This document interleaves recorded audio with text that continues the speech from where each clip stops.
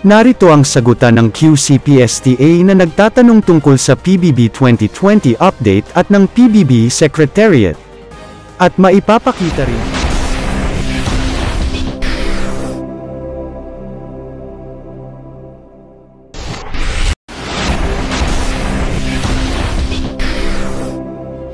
ang Performance-Based Bonus (PBB) ng DepEd School-Based Personnel para sa fiscal year 2020 ay kasalukuyang sinusuri at bine-validate ayon sa PBB Secretariat. Sa post na ginawa ng QCPSTA teachers, hiniling ng grupo ang kasalukuyang status ng nasabing bonus.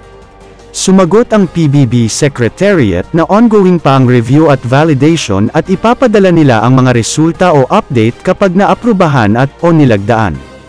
Narito ang sagutan ng QCPSTA na nagtatanong tungkol sa PBB 2020 update at ng PBB Secretariat.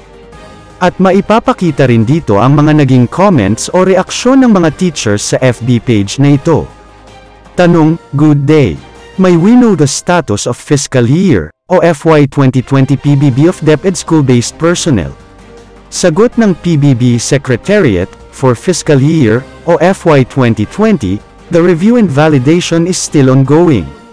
Rest assured that we will send the results or updates to the DepEd focal person or persons once approved or signed.